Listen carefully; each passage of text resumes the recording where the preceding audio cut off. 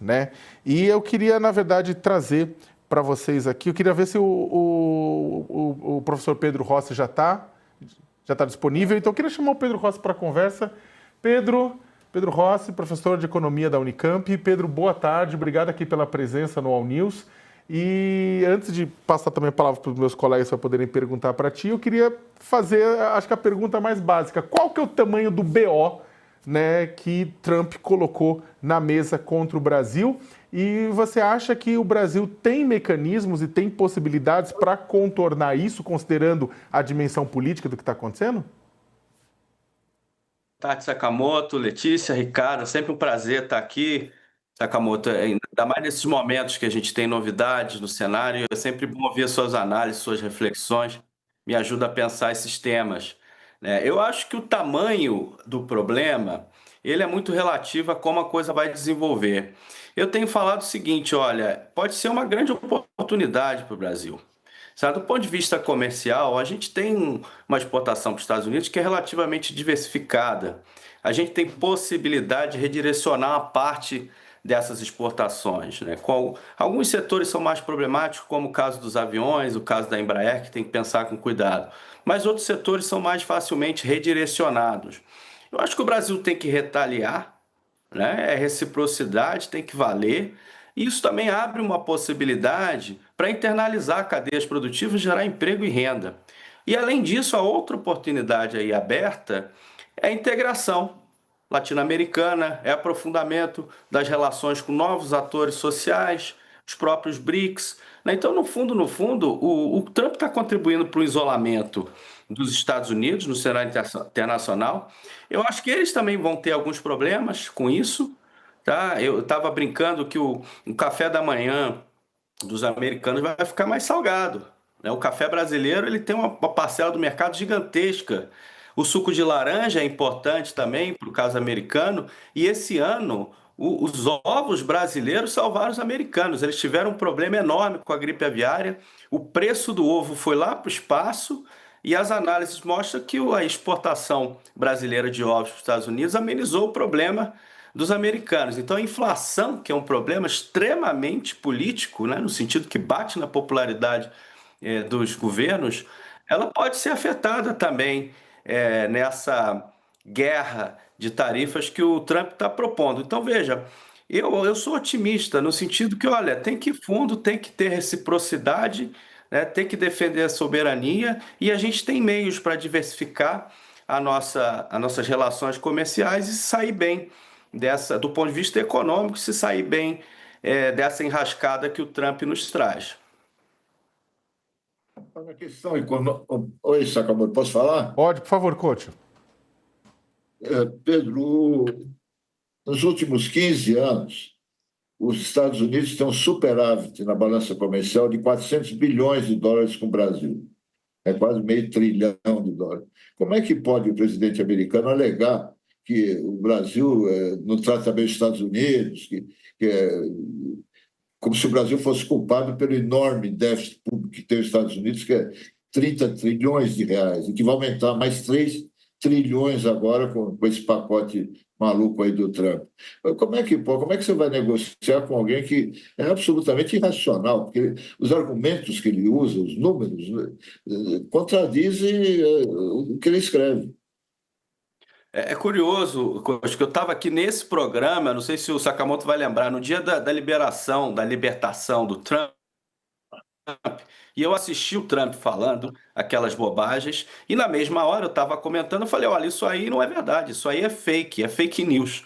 Então é o modus operandi dele, né? Essa ideia de falar que as relações são desiguais, que são injustas. Né? Primeiro que comércio internacional não é uma questão de justiça e injustiça. Nenhum país tem superávit com todos os outros. Né? Os países têm superávit e déficit conforme complementariedade comercial, e é assim que funciona. Isso não é necessariamente bom nem necessariamente ruim. Né? De um lado beneficia os consumidores, do outro beneficia as empresas. Então essa ideia de justiça que o Trump traz em torno disso, ela é, como você disse, irracional.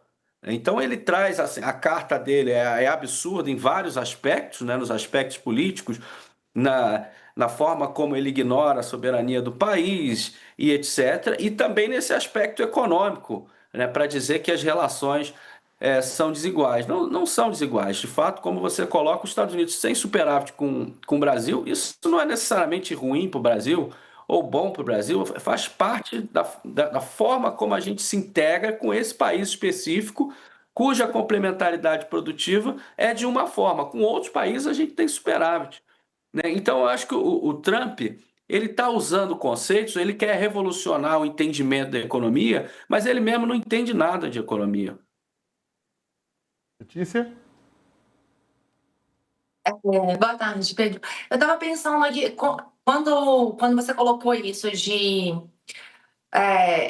como fica o caminho da direita aqui também no Brasil, né? Porque a gente vai ver agora, cada vez mais, talvez, uma direita mais fragmentada. A gente tinha uma concentração de força muito grande, estava se caminhando para o Tarcísio. Só que a gente vê em paralelo o Eduardo tentando ter esse protagonismo da cena para a presidência, para ser o nome presidencial de 2026, o Eduardo Bolsonaro. E o Eduardo está construindo, desde o fim do ano passado, e de uma maneira muito intensa, desde o início de janeiro desse ano, antes da posse do Trump, ele já estava ali articulando com o Paulo Figueiredo lá nos Estados Unidos, com parlamentares e com o governo americano, algum tipo de sanção. O objetivo era a sanção contra o ministro Alexandre de Moraes, que chega, sabe se ainda vai ter um segundo episódio disso tudo, mas chegou agora essa bomba que cai no colo também da família Bolsonaro. O quanto que esse episódio representa para a formação dos nomes e das alianças da direita para 2026, na sua visão? Olha, Letícia, essa é uma pergunta fundamental, né? E de difícil resposta. Eu acho que a gente vai demorar um pouco para ter mais clareza nisso. Mas se a gente pega a experiência internacional, as intervenções do Trump em outros países geralmente enfraqueceram seus aliados, né? Isso aconteceu em vários dos países. Inclusive o episódio das tarifas já pode ser analisado do ponto de vista eleitoral, no caso do Canadá, no caso da Austrália. E foi muito ruim para aqueles que eram associados com Trump e bom para aqueles, vamos dizer assim, que às vezes estavam com queda de popularidade, como o caso do Trudeau no Canadá, e o fato de se posicionar de forma nacionalista contra uma ameaça externa revitalizou o seu partido, né? E deu a ele assim, um ânimo novo. Eu acho que esse fenômeno é possível acontecer aqui. E, de outro lado, a extrema-direita fica de saia justa, porque a construção de um discurso em torno do nacionalismo é muito contraditório com a ideia de uma força internacional externa intervindo na nossa soberania e de uma maneira tão vil como está sendo essa do Trump. E você citou as punições a pessoas como Alexandre de Moraes. O que veio, na verdade, nesse pacote é uma punição para o conjunto do país. Em particular, eu acho que quem mais sofre são os grandes aliados do Bolsonaro, que é o setor agro, né? A gente está falando de carne, a gente está falando de suco de laranja, a gente está falando de café, de uma série de exportações de minérios, de ferro, de aço.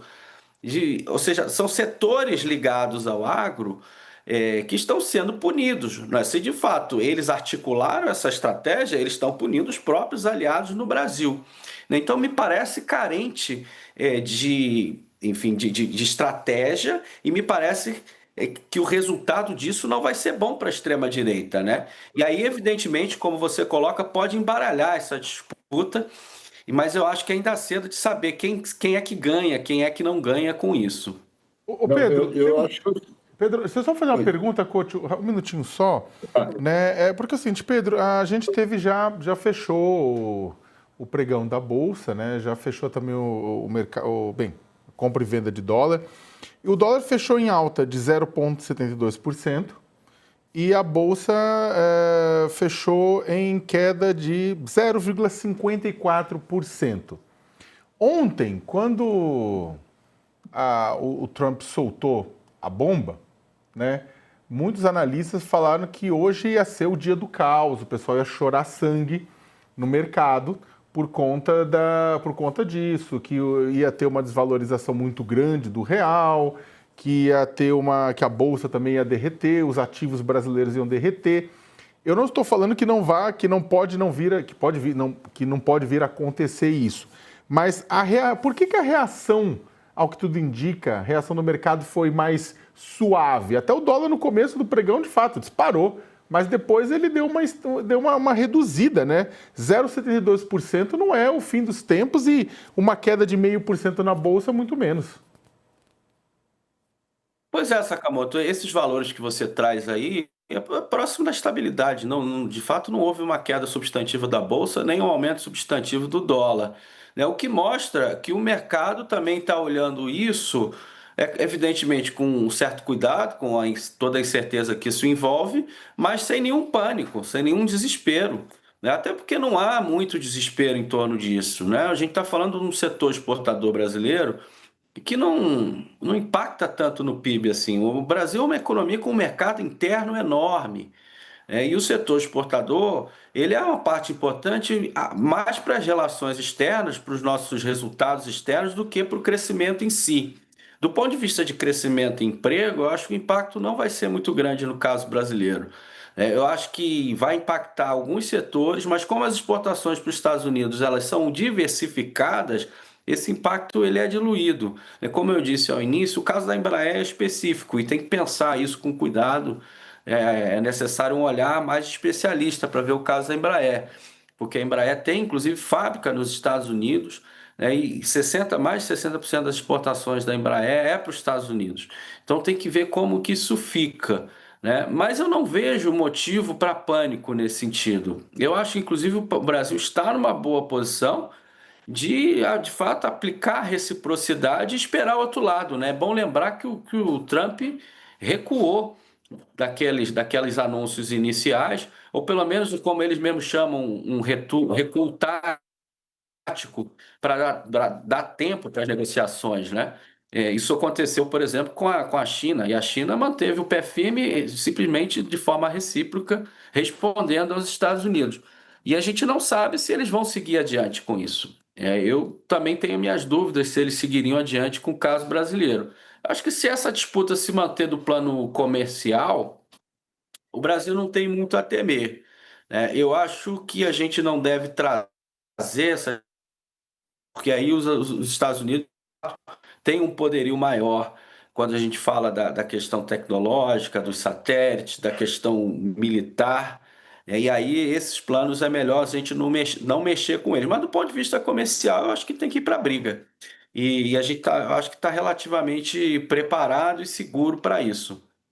Ótimo. Pedro, como é que fica nessa história o governador de São Paulo, Tarcísio de Freitas?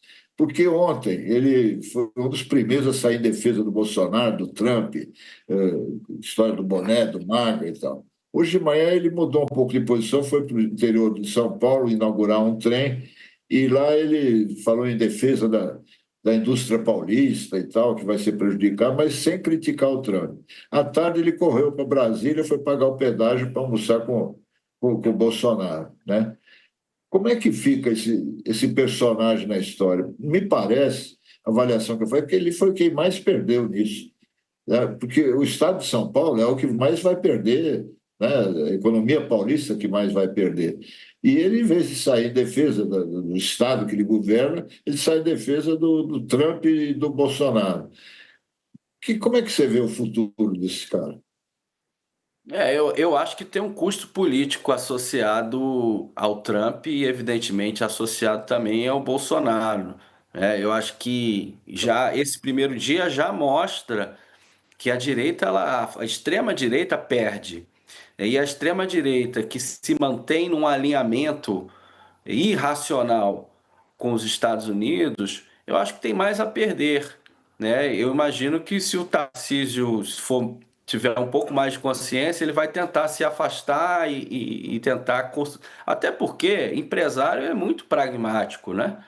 Eles não estão interessados nesse jogo meramente ideológico, eles estão interessados em lucro, estão interessados em seus interesses corporativos. E a pressão chega, né? Assim como chega no Trump também.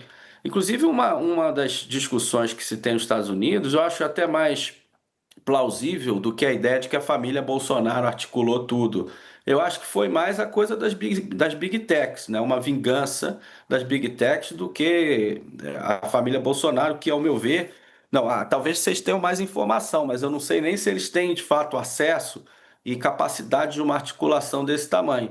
E estão surfando numa onda que não é deles, o que é pior para eles, né? Ou seja, não só eles têm pouca capacidade de articulação, como também eles ficam surfando numa onda que é antinacionalista, né? Não tem nada mais antinacionalista que apoiar um líder estrangeiro aplicando sanções ao seu próprio país, qualquer que seja o motivo. São sanções para a economia brasileira, que é essa parcela da população que esse campo político está apoiando. Então, acho que tem um custo político que vai pesar para o Tarcísio. Vamos ver quais serão os próprios movimentos dele. Mas eu vejo ali, Coxo, respondendo a pergunta de uma maneira mais direta, eu vejo ele numa sinuca de bico, né? Porque ele não consegue ser candidato sem o Bolsonaro e, ao mesmo tempo, ele precisa se desvencilhar do Bolsonaro para ter mais chance.